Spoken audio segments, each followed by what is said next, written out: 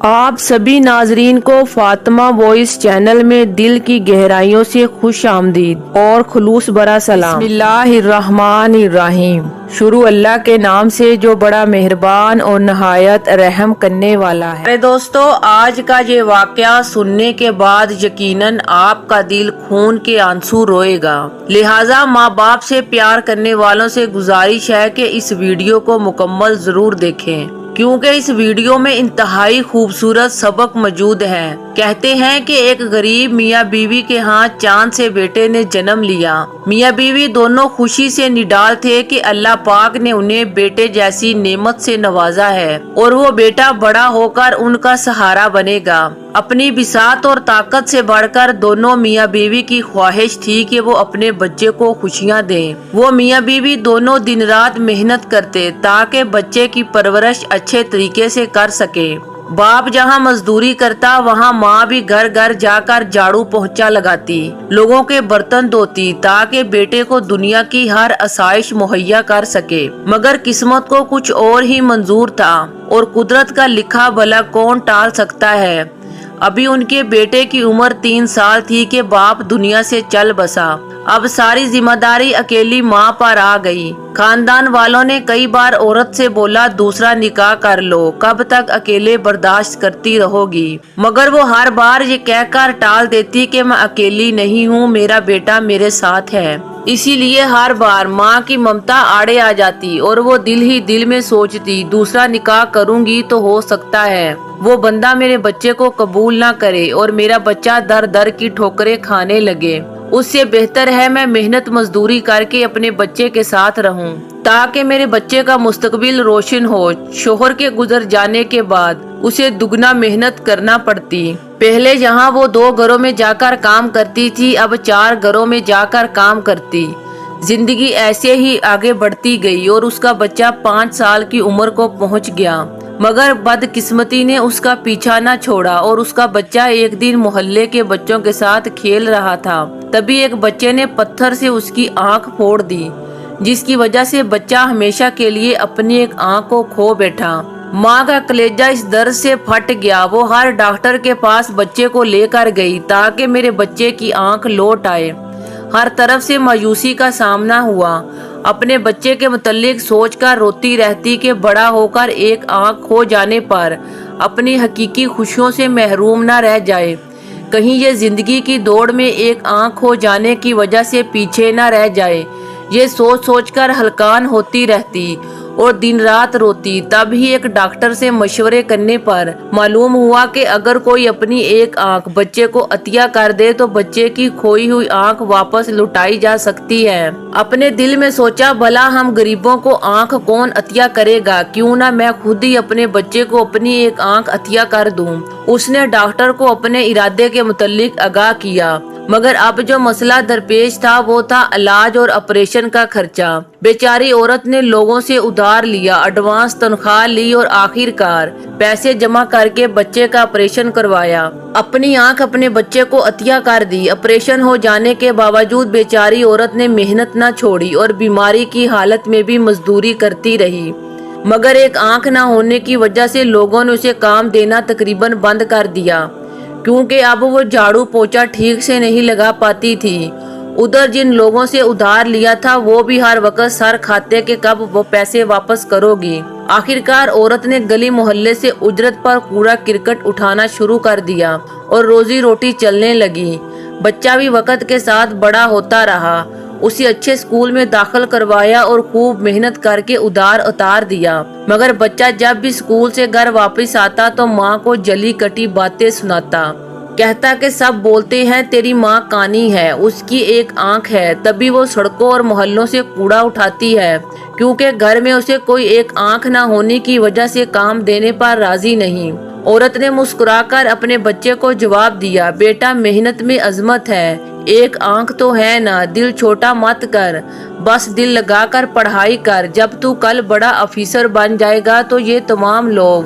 مگر لڑکا ماں کی بات کو نہ سمجھتا اور دل ہی دل میں اڑتا رہتا۔ وقت گزرتا گیا اور لڑکے نے تعلیم مکمل کر لی۔ ماں کی محنت اور دعاؤں نے اسے بڑا افیسر ऑफिसर बना दिया, लेकिन वो ऑफिसर बनने के साथ साथ माँ का नाफरमान भी बन गया। आवारा दोस्तों के साथ उसका गहरा याराना हो गया। वो ऑफिस के बाद सारा वक्त अपने दोस्तों के साथ गुजारता। आधी रात को घर वापस आता तो माँ बेचारी बिस्तर पर बैठी उसका इंतजार कर रही होती। वो बोलती, बेटा इतनी रात तक कहाँ रहते हो? तो वो कहता, मेरी मर्जी, तुझे इस बात से क्या लेना देना? तुझे क्यों सुकून नहीं आता? मेरे ही पीछे पड़ी रहती है। इतनी बात कहकर फिर वो बाहर चला जाता। पीछे से माँ आवाज लगाती तो कहता, क्यों मर नहीं जाती? हर वक्त मुझे ही खरी खोटी सुनाती रहती है।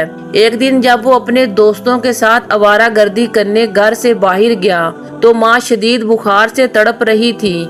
माँ ने बोला, बेटा तुझे मेरी इतनी भी फिक्र नहीं कि मैं इतनी ज्यादा बीमार हूँ और तू इतनी देर तक बाहर रहता है। तो बेटा बोला, मैं बाहर जाता हूँ पर आपकी दवाई अपने साथ लेकर नहीं जाता। घर में ही दवाई पड़ी होती है, खा लिया करो और मुझे तंग मत किया करो। मैं तुम्हारी रोज रोज की बातों से तंग आ गया हूँ। इतना कहकर बिस्तर पर सो गया। सुबह हुई तो अपने काम पर रवाना हो गया। काम करने के बाद दोस्तों ने मशवरा किया और रात बाहर ही गुजार दी और माँ शदीद बीमारी की वजह से अल्लाह को प्यारी हो गई और मरने से पहले माँ ने अपने बेटे के लिए एक खत लिखा और हिमसाये के लड़के को पकड़ा दिया कि जहाँ भी मेरा बेटा तुझे मिले ये खत उसे दे देना। जब लड़के को माँ का खत मिला तो वो एकदम से खोलकर खत को पढ़ने लगा, जिसमें लिखा था कि बेटा मैं उम्मीद करती हूँ कि अब तुम पुरसुकून हो गए होगे क्योंकि तुम्हारी माँ अब इस दुनिया में नहीं रही। बेटा मुझे तुम्हारे पैसे नहीं तुम्हारा वक्त चाहिए था। तुम्हारी जुदाई ने मुझे बीमार कर दिया था। तुम्हारे मोहब्बत भरे 2 जुमले ही मेरी बीमारी के इलाज के लिए काफी थे। बेटा तुमने मेरी उंगली पकड़कर चलना सीखा था। तुम्हारी भूख मुझसे बर्दाश्त नहीं होती थी और जब तुम बीमार होते थे तो मैं रात जाग कर गुजारती। और बेटा पता है मैंने अपनी बालियां बेचकर तुम्हारे लिए साइकिल खरीदी थी, उसी पर तुम दिन रात खेलते थे। तुम्हारी हर खुशी मेरी खुशी थी और बेटा मैंने अपनी सारी खुशियाँ तुम्हारे खुशियों पर कुर्बान कर दी।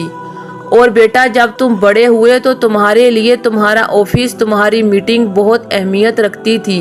और बेटा मैं तो डरते डरते तुम्हारी खैरियत भी नहीं पूछती थी कि कहीं तुम्हें बुरा ना लग जाए और तुम मुझे खरी खोटी ना सुना दो। खैर अब तो तुम्हें सुकून मिल गया होगा, मगर बेटा अपने बच्चों को जरूर बताना कि वो अपने माँ बाप को जरूर वक़्त दें, माँ की बातों का बुरा ना माना करें। बेटा तुम हमेशा खुश रहो, आबाद रहो। तुम्हारी अम्मी इतना खत पढ़ते ही बेटे ने दौड़ लगा दी और माँ की मैयत के पास जाकर रो रो कर अर्ज करने लगा, माँ एक बार उठ जा, मैं तुम्हारी बहुत खिदमत करूँगा। मैं तुम्हारे लिए खाना बनाऊंगा, आप जो कहेंगी मैं वो करूँगा। लेकिन माँ तो जा चुकी थी, अब माँ ने वापस कहाँ से आना था। मेरी प्यारी बहनों और भाइयों, माँ बाप ऐसी नेमत है जिसकी कदर कर लीजिए। खुदा की कसम अगर ये चले गए तो कभी वापस नहीं आएंगे।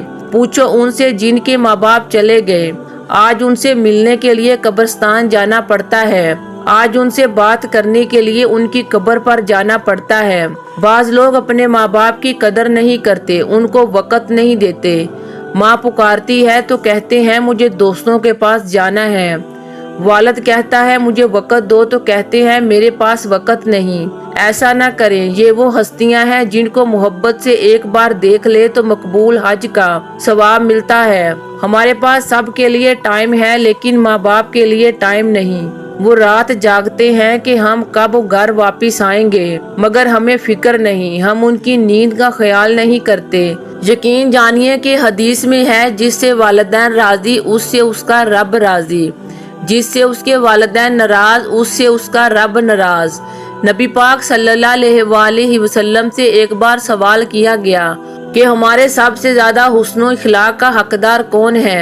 हजरत मोहम्मद सल्लल्लाहु अलैहि वसल्लम ने फरमाया तुम्हारी माँ। अर्ज किया हुजूर उसके बाद कौन है? फिर फरमाया तुम्हारी माँ। फिर अर्ज किया हुजूर उसके बाद कौन है? आपने फिर फरमाया तुम्हारी माँ और उसके बाद फरमाया तेरे वालिद। आज की वीडियो से ये पैगाम लीजिए कि हम अपने वालिदैन की कदर करेंगे। माँ बाप राजी होंगे तो इंशाल्लाह रब भी राजी हो जाएगा। جس کے ساتھ ماں باپ کی دعائیں ہوں اس کو کامیابی سے کوئی نہیں روک سکتا۔ حدیث میں آتا ہے اگر کسی بچے نے اپنے والدین کا ویسا ادب نہیں کیا، ویسی خدمت نہیں کی، تب بھی اس کے پاس موقع ہے کہ ان کے لیے ایصال و ثواب کے لیے خوب نیکیاں کرے، ان کے لیے دعائیں مغفرت کرے، انہیں خوب ثواب پہنچائے۔ اللہ سے دعا ہے کہ وہ ہمیں ماں باپ کا فرما بردار لکھ دے۔ پیارے دوستو، اپنے ماں باپ کے لیے ایصال و ثواب کے لیے صدقہ جاریہ والے کام کریں۔ امید کرتی ہوں آج کی ویڈیو آپ کو پسند آئی ہوگی۔ ویڈیو کو لائک اور شیئر ضرور کیجیے گا۔